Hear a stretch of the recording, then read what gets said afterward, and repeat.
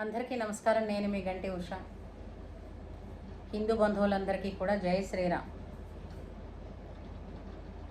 ఈ మధ్యన ఇదొక ట్రెండ్ అయింది. రాముల వారు మాంసం తిన్నారని ఒకళ్ళు, తినలేదని కొంతమంది. ఇప్పుడు రాముల వారు ఏమి తిన్నారు, ఏమి మానేరు అన్నది ఎందుకండి మనకి అప్రస్తుతం కదా. అంటే ఏంటి, ఇప్పుడు తినే వాళ్ళకి ఏంటంటే రాముల వారు తిన్నారు కాబట్టి మనం తిన్నా తప్పు లేదని చెప్పుకోవడానికి.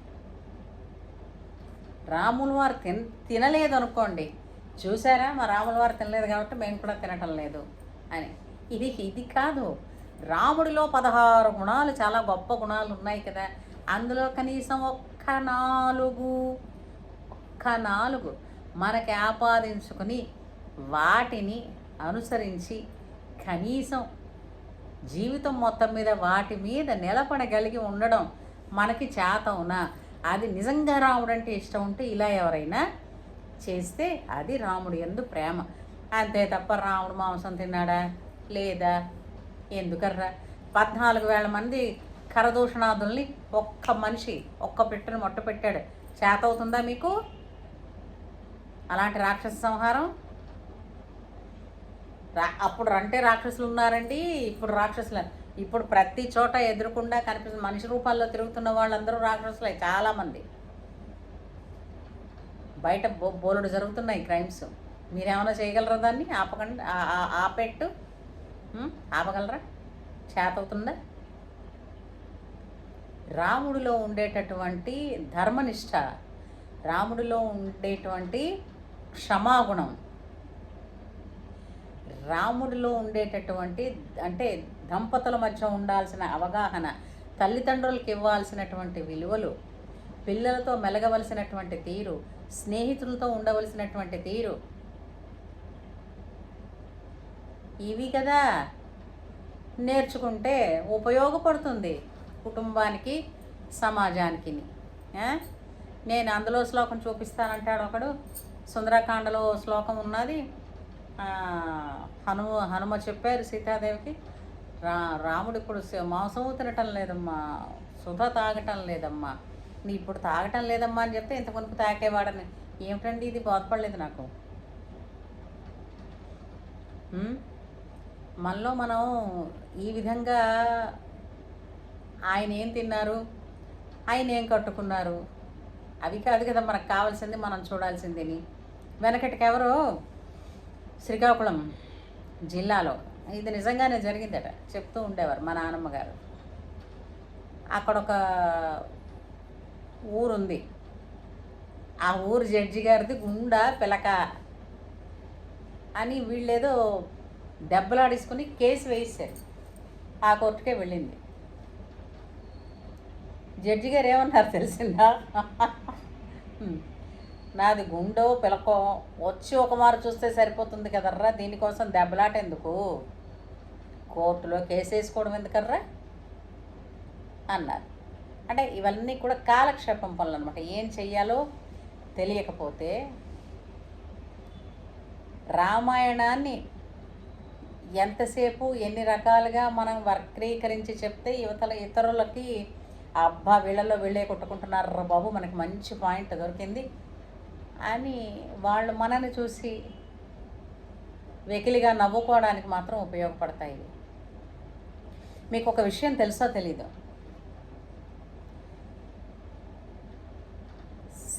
సీతాన్వేషణ జరిగిన తర్వాత తిరిగి తన వారిని అందరినీ కలుసుకున్న హనుమ ఇంకా అప్పటికి తిరిగి సుగ్రీవుడి దగ్గరికి ఎవరు వెళ్ళలేదు.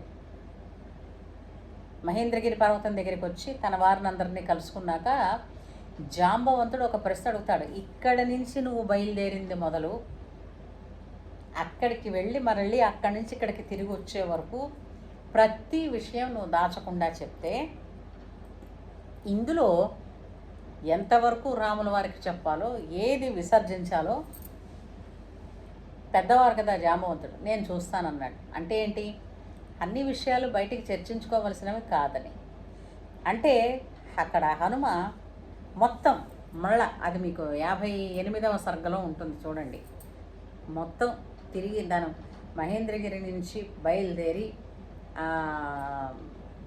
ఈ లంబ పర్వతం మీద దిగడం, మళ్ళా లంకా దహనం అంతా చేశాక మరొకసారి సీతను కలిసిన తర్వాత తిరిగి లంక నుంచి ఎగిరి తిరిగి వచ్చినప్పుడు అంతవరకు ఏం చేశాడో ప్రతి ఇంచు కూడా ఆయన చెప్పారు. ఆ చెప్పినప్పుడు కూడా సీత చెప్పినటువంటి అభిజ్ఞానముల గురించి ఇక్కడ జాంబవంతులకు చెప్పలేదు. నవవ్యాకరణ పండితుడు ఎక్కడ ఏది చెప్పాలో ఎంత చెప్పాలో అంతే చెప్తారు హనుమ. అప్పుడు అందులో రాముడి వరకు ఏమిటి పట్టుకుని వెళ్ళారు వీళ్ళు? రాముడికి ఎవరూ కూడా లంకా దహనం చేశారని, ఇంతమంది రాక్షసుల్ని చంపాడని ఏమన్నా చెప్పారా? సీతాన్వేషణ చేశాడా? సీత ఏం మాట్లాడింది? సీతకి రాముడు ఇవ్వమన్న అభిజ్ఞానం ఇచ్చాడా? సీత దగ్గర నుంచి అభిజ్ఞానం ఏమన్నా పట్టుకొచ్చాడా? ఇంతే సీత ఇచ్చిన సందేశం ఏమిటి? ఇంతే రాముడు అడిగాడు, ఇంతే ఆయన చెప్పాడు. కానీ అసలు యాక్చువల్గా అక్కడ నడిచిన కథ చాలా నడిచింది. అంటే ఏంటి, ఇప్పుడు మనం చెప్తాను చూసారా, ఎంతవరకు పట్టుకోవాలి, దేన్ని ఎక్కడ విడిచిపెట్టాలి, ఇది తెలిసి ఉండాలి. అలాగా ప్రతిదీ ఒక చిన్న దొరికిందంటే చాలు కాంట్రవర్సీ అన్నట్టుగా ఒక ఆయన కాన్పూర్ ఐఐటియన్స్ రాసిన రామాయణంలో ప్రత్యేకించి చూపిస్తారు, ఆయన రాముడు మాంసాహారం తినలేదని. కొంతమంది ఏంటంటే హనుమంతుల వారు సుందరకాండలో ఇలా అడిగారు అని అంటే, ఇలా అడిగారు అంటే ఇప్పుడు తినటం లేదని చెప్పారంటే ఒకప్పుడు తిన్నారని అర్థమే కదా అని వీళ్ళు అంటున్నారు. ఇది ఏది నిజం పరమాత్ముడికి, ఆ శ్రీరామచంద్రుడికే ఎరుక. మనకి వాటితో సంబంధం లేదు. ఆయన అది తినచ్చు తినకపోవచ్చు, కానీ రాముడు సుగుణాభిరాముడు, జగదేక వీరుడు, అవునా, అఖండ భూమండలానికి సార్వభౌమ కదా. అటువంటి రాముడికి ఇష్టమైనటువంటిది ఏమిటంటే ధర్మనిష్ట. రాముడు మీకు అత్యంత ప్రియపాత్రుడైతే గనక, నిజంగానే రాముడి పట్ల మీకు అంత గౌరవం ఉంటే గనక, ఆయన పాటించినటువంటి ధర్మనిష్టని మీరు కూడా, అంటే మీరంటే మీరు కాదండి, మనందరము కూడా కలిసి అలవాటు చేసుకుని ధర్మబద్ధంగా నడిస్తే గనక ఎక్కడికో వెతుక్కుని వెళ్ళక్కర్లేదు. రాముడు మన మధ్యలోనే మనతోనే ఉంటాడు. రాముల వారు చెప్పినటువంటి బాటని నిష్ఠగా గనక మనం అనుసరిస్తే హనుమ మనతోనే ఉంటారు. ఏమంటారు?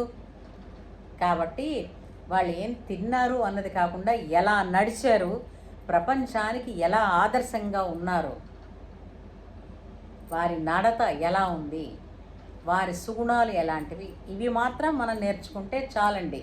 ఏమంటారు?